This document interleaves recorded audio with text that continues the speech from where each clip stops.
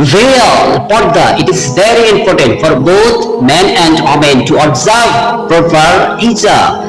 ছেলে মেয়ে উভয় পর্দা করা একটি গুরুত্বপূর্ণ বিষয়। ছেলে মেয়ে উভয় পর্দা করা একটি গুরুত্বপূর্ণ বিষয়। ইসলাম একটা শরীয়ত একটি বিধান, যে বিধান লঙ্ঘন করা, ছেড়ে দেওয়া, কোনো প্রবলেম পড়লে, সমস্যার সম্মুখীন হলেও এরপরে পর্দা এটা ছেড়ে দেওয়ার কোনো অপশন ইসলামের ভিতরে নেই।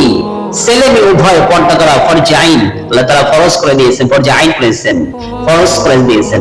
ছেলেদের জন্য নাভি থেকে হাঁটু পর্যন্ত এটা ঢেকে রাখা ফরজে আইন, এটা কখনো কোনো মতেই এটা ছেড়ে দেওয়া অবসর ইসলামের ভিতরে নেই। এরপরে মেয়েদের জন্য মাথা থেকে পা পর্যন্ত এটা ঢেকে রাখা ফরজে আইন, এটা কখনো কোনো মতেই ছেড়ে দেওয়ার কোনো অবসর ইসলামের ভিতরে নেই। আর চোখ হেফাজত করা, পরনারী এবং পর পুরুষ থেকে মানে চোখকে নিম্নগামী করা, চোখকে নেমে ফেলা, এটা হচ্ছে ফরজ। এটা আল্লাহ তাআলা ছেলে উভয় আল্লাহ তাআলা পর্দা ফরজ করে দিয়েছেন, চোখকে হেফাজত করা। সো এ ভেরি ইম্পর্টেন্ট ভিয়া, মানে পর্দা করা খুব গুরুত্বপূর্ণ বিষয়, বিশেষ করে specially women for very very important হিজাব। এই হিজাব পরিধান করা, এর পাশে পর্দা করা মেয়েদের জন্য সবচেয়ে গুরুত্বপূর্ণ বিষয়। বিকজ কারণ মেয়েরা যদি অসুস্থ হয়ে যায়, তাদের যদি নেফাস হাইট যদি হয়, তাহলে তাদের জন্য নামাজ ফরজে আইন একটা ইবাদত, এই ইবাদতটা ছেড়ে দেওয়ার অপশন রয়েছে। এরপরে রোজা থাকা অবস্থায় যদি এই সমস্যা প্রবলেম যদি হয়, অসুস্থ বোধ করে, হাইট যদি হয়, তাহলে তার রোজা ছেড়ে দেওয়ার অপশন রয়েছে, পরবর্তী সে কাজা করতে পারবে। এরপরে হজ করার অবস্থায় যদি এই সমস্যা যদি হয়, তাহলে সে তাওয়াফ করতে পারবে না, আরাফাতে অবস্থান করতে পারবে না, মুজদালিফায় অবস্থান করতে পারবে না। তাহলে এমনকি অবস্থায় তার হজ বিরত রাখা, হজ সম্পন্ন করা, বিরত রাখা অপশন রয়েছে, বাট কিন্তু কোনো মতেই পর্দা ছেড়ে দেওয়ার কোনো অপশন নেই। আপনি কি চিন্তা করেন, কেন যেটা আপনি মরে গেছেন, আপনি ছেলে হন আর মেয়ে হন, আপনি মরে গেছেন, আপনি যদি ইসলাম বিধিবিধান বন্ধ হয়ে গেছে, আপনি নামাজ পড়তে হবে না, রোজা রাখতে হবে না, হজ করতে হবে না, যাকাত দিতে হবে না, এরপরে দান সুবদাও করতে হবে না, সত্যের আদেশ করতে হবে না, কিছুই করতে হবে না। ইসলাম বিধিবিধান যত কিছু আছে, কুরবানি বলেন আর যা কিছু বলেন, সব বন্ধ হয়ে গেছে। কিসের জন্য?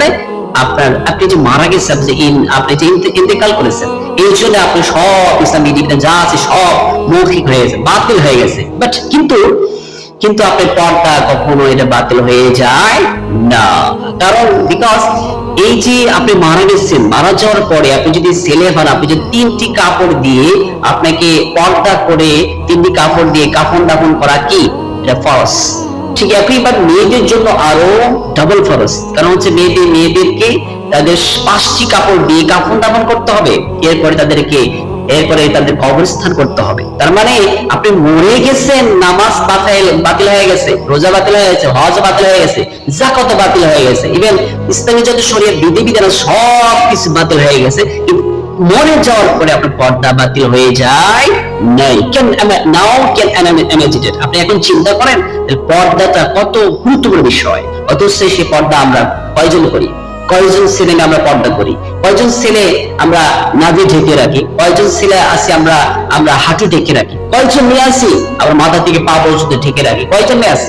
বাংলাদেশে হোক বা বিশ্ব কান্ট্রির ভিতরে যত পার্সেন্ট, যদি 100% যদি বলা হয়, 100% ভিতরে 20% ছেলে মেয়ে পর্দা করে, আর বাকি 80% ছেলে মেয়ে উভয় পর্দা করে না।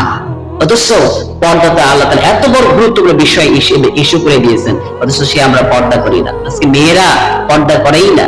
আজকে মেয়েরা ফ্যাশন শো এগুলো করতে সে ভালোবাসে, সে পছন্দ বোধ করে।